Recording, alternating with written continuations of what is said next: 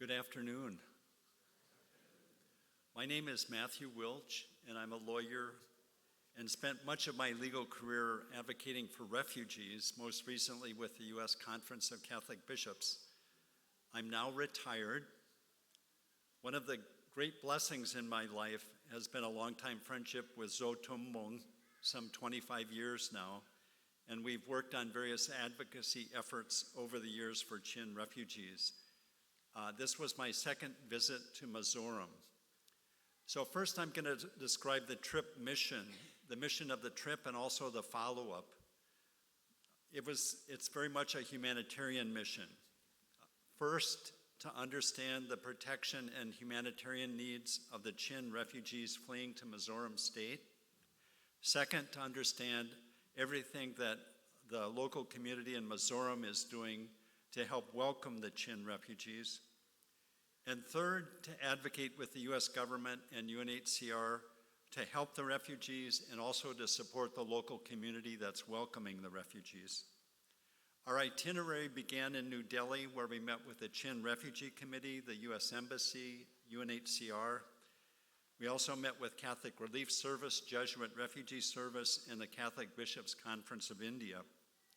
In Aizawl, we met with Chin elected members of parliament, with Chin NGO leaders, the Central Young Mizo Association, the Chief Minister of Mizoram, the Speaker of the Legislative Assembly of Mizoram, the President of the Congress Party of Mizoram, Vice President of the BJP Party of Mizoram, with the Bishop of Aizawl, and with the moderator of the Presbyterian Church, who also chairs the Christian Fellowship of all the denominational leaders in Mizoram.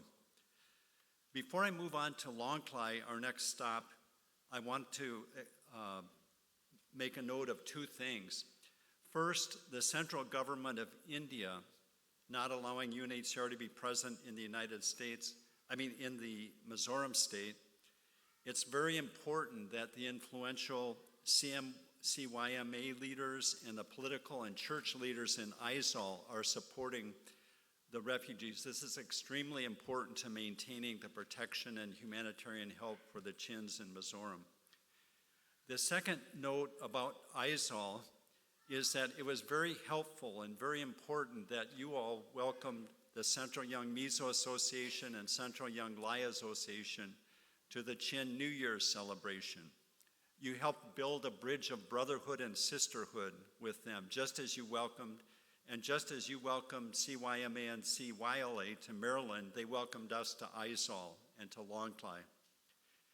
In Longklai, we met Chin leaders, we met the Central Young Lai Association, we met the Lai Jesus Christ Baptist Church, and they invited us to attend and speak at their church service, which we did. We also visited 2 Chin refugee camps. We next went to Saiha, where we met Chin NGO leaders, the MTP, which is the Young Mara Association, also the chief executive member of the Autonomous District of Maraland. Our findings: the crisis is worsening in Chin State. There are an estimated 51,000 Chin refugees who have fled to Mizoram, Manipur, and New Delhi. There are an estimated 50,000 Chin internally displaced persons inside of Chin State and Sagaing region. On the very positive side, the Mizoram people are supporting the Chin refugees as brothers and sisters. The Chin refugees are working hard to organize themselves, and also the money that's coming from the U.S. Chin refugee churches like yours are extremely helpful. But despite these efforts, there's still insufficient resources and dire across-the-board humanitarian needs.